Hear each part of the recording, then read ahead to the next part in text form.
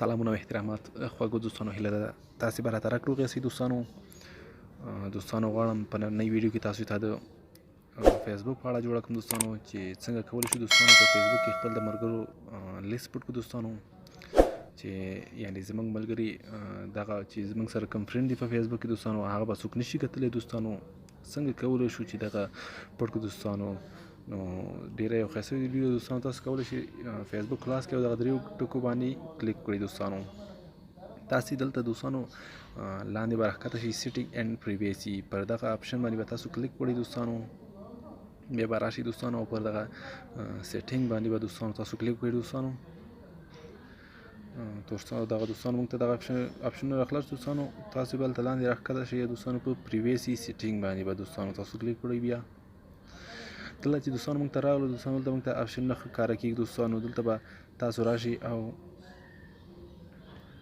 پر دغه آپشن باندې کلیک شي دوستانو. هو کین سی یور فرینډز لیست دوستانو، پر دغه آپشن باندې به تاسو کلیک وکړئ دوستانو.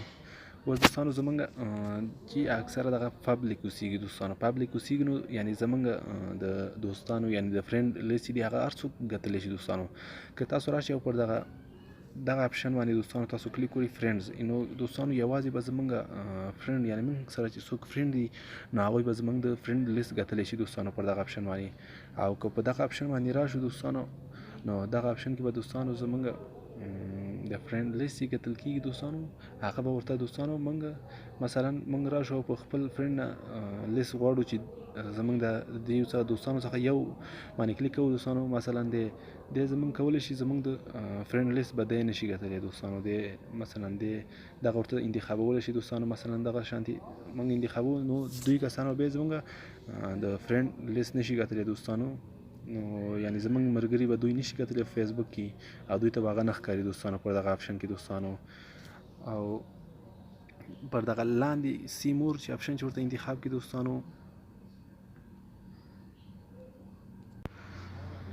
دوستانو، دغه آپشن چې دوستانو موږ انتخاب کړو دوستانو، چې دغه آپشن کې مثلا دوستانو موږ انتخاب کړو چې دغه کې زمونږ مثلا دې آپشن کې چې موږ ورته کوم کسان غوره کوو نو هغه کسان به زمونږ فرینډ لیست نشي کتلی دوستانو. او په دې لاندې دوستانو په دغه آپشن باندې چې موږ انتخاب کړو، په دغه کې موږ کولی شو چې هغه ملګري انتخاب کړو چې یوازې هغوی به بیا زمونږ فرینډ لیست کتلی شي دوستانو. دغه آپشن کې دوستانو منتظر ورته پاتې کېږو دوستانو تر څو موږ ته هغه آپشن کړو. مثلا دغه دوستان دي دا راښکاره کېږي کې ورته موږ انتخابوو دوستانو، چې مثلا دغه فرینډ زمونږ کولی شي چې زمونږ لیست د فرینډ لیست وګوري دوستانو. او که غواړئ چې یوازې موږ وګورو دوستانو، زمونږ نه بغیر نور څوک ونه ګوري، نو تاسو به راشئ آنلی می باندې به کلیک کړئ دوستانو دغه آپشن باندې. نو دغه آپشن باندې چې موږ کلیک کړو دوستانو، اوس زمونږ فرینډ لیست نور څوک نشي کتلی دوستانو.